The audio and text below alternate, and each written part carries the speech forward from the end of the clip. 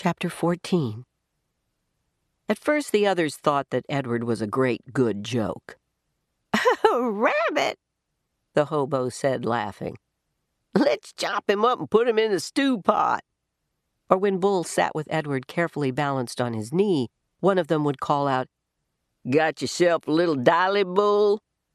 Edward, of course, felt a surge of anger at being referred to as a dolly. But Bull never got angry. He simply sat with Edward on his knee and said nothing. Soon the men became accustomed to Edward, and word of his existence spread. So it was that when Bull and Lucy stepped up to a campfire in another town, another state, another place entirely, the men knew Edward and were glad to see him. "Malone!" they shouted in unison. And Edward felt a warm rush of pleasure at being recognized, at being known. Whatever it was that had begun in Nellie's kitchen, Edward's new and strange ability to sit very still and concentrate the whole of his being on the stories of another became invaluable around the hobo campfire. "Look at Malone," said a man named Jack one evening. "He's listening to every dang word." "Certainly," said Bull. "Of course he is." Later that night, Jack came and sat next to Bull and asked if he could borrow the rabbit. Bull handed Edward over, and Jack sat with Edward upon his knee. He whispered in Edward's ear. "Helen," Jack said, "and Jack Jr., and Taffy. She's a baby. Those are my kids' names. They are all in North Carolina. You ever been to North Carolina? It's a pretty state. That's where they are. Helen, Jack Jr., Taffy. You remember their names, okay, Malone?"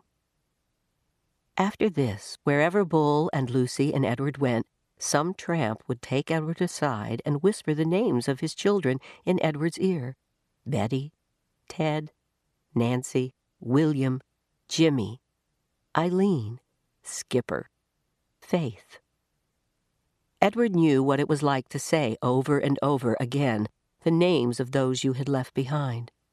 He knew what it was like to miss someone, and so he listened, and in his listening, his heart opened wide, and then wider still.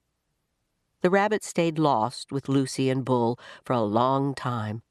Almost 7 years passed. And in that time, Edward became an excellent tramp. Happy to be on the road, restless when he was still. The sound of the wheels on the train tracks became a music that soothed him. He could have ridden the rails forever, but one night in a railroad yard in Memphis, as Bull and Lucy slept in an empty freight car, and Edward kept watch, trouble arrived. A man entered the freight car and shone a flashlight in Bull's face and then kicked him awake. "You bum," he said. "You dirty bum, I'm sick of you guys sleeping everywhere. This ain't no motel." Bull sat up slowly. Lucy started to bark. "Shut up," said the man. He delivered a swift kick to Lucy's side that made her yelp in surprise. All his life, Edward had known what he was. A rabbit made of china. A rabbit with bendable arms and legs and ears. He was bendable, though only if he was in the hands of another. He could not move himself.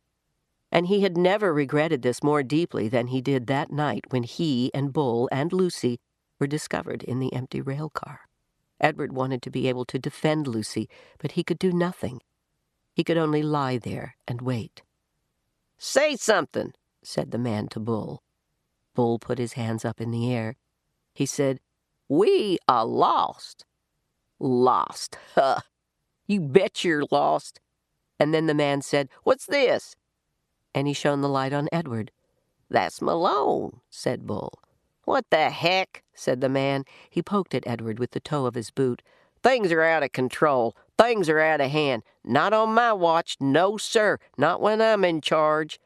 The train suddenly lurched into motion. "No, sir," said the man again. He looked down at Edward. "No free rides for rabbits." He turned and flung open the door of the rail car, and then he turned back, and with one swift kick, he sent Edward sailing out into the darkness. The rabbit flew through the late spring air. From far behind him, he heard Lucy's anguished howl.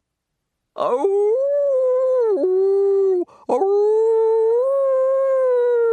she cried. Edward landed with the most alarming thump, and then he tumbled and tumbled and tumbled down a long, dirty hill.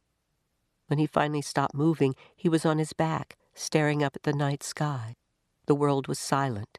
He could not hear Lucy. He could not hear the train. Edward looked up at the stars. He started to say the names of the constellations, but then he stopped. Bull, his heart said. Lucy. How many times, Edward wondered, would he have to leave without getting the chance to say goodbye? A lone cricket started up a song. Edward listened. Something deep inside him ached. He wished that he could cry.